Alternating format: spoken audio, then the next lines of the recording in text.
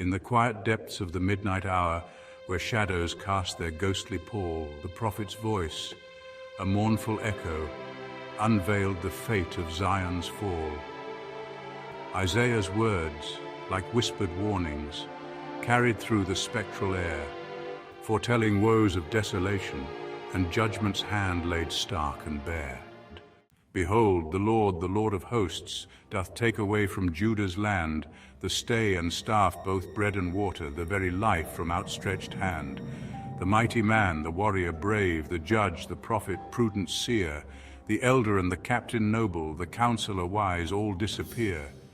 Children shall rule, the young oppress, each man his neighbor with disdain, the fabric of society unraveling in pride's dark reign. The people rise against their kin, and youth shall scorn the aged face, the base against the honorable, chaos within the sacred place. Jerusalem is tottering, Judah's fallen in disarray, for their words and deeds defy the Lord, provoking anger, darkening day. The look on their faces testifies against them, their sin like Sodom. Unrepentant, bold, they do not hide it. Woe unto their souls, for evil reaps what evil sowed. Say ye to the righteous, it shall be well, they shall eat the fruit of their deeds. But woe unto the wicked, for disaster awaits, their recompense proceeds. Children are their oppressors, women rule over them, leading them astray, O my people. Thy guides mislead thee, and destroy the paths of righteous way. The Lord arises to contend, stands to judge the people's plight. He enters into judgment with the elders and the princes of his might. It is you who have devoured the vineyard, the spoil of the poor in your houses found. What mean ye, crushing my people, grinding the faces of the poor into the ground? The Lord declares with voice like thunder a judgment on the daughters proud, with outstretched necks and wanton eyes. They walk with mincing steps aloud. Therefore the Lord will bring scabs upon their heads, expose their nakedness to view. Their finery and anklets, their crescents and chains, all stripped as morning dew. Instead of fragrance there shall be stench, instead of sash a rope of pain. Baldness instead of well-set hair, and sackcloth girdle, brand of shame. Thy men shall fall by the sword, thy mighty in the war's dark tide, and her gates shall lament and mourn. Desolate she sits, cast aside. In the wake of these foreboding visions, the prophet's voice began to wane.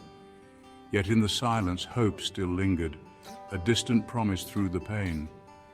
For though the night seemed all-consuming, and judgment's hand both fierce and true, a dawn would break beyond the shadows, with light and love, a world anew. Thus, in the moon's ethereal glow, where shadows danced in ghostly flight, Isaiah's prophecy of doom and sorrow bore a whisper of the coming light.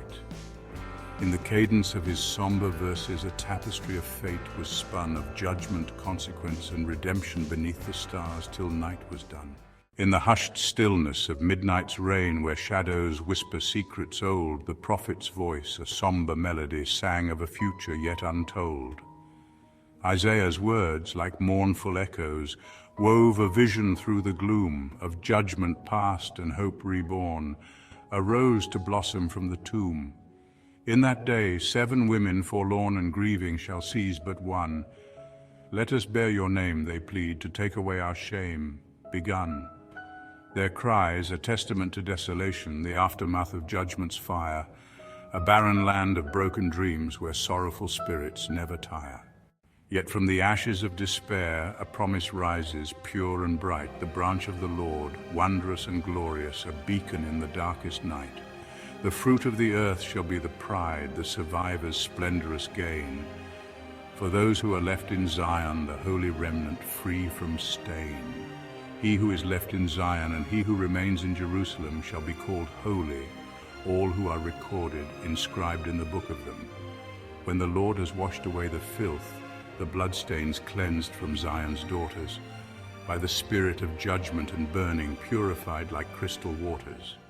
Then the Lord will create above every dwelling a canopy, a sheltering shade, a cloud by day, a smoke, a glow by night's celestial cascade.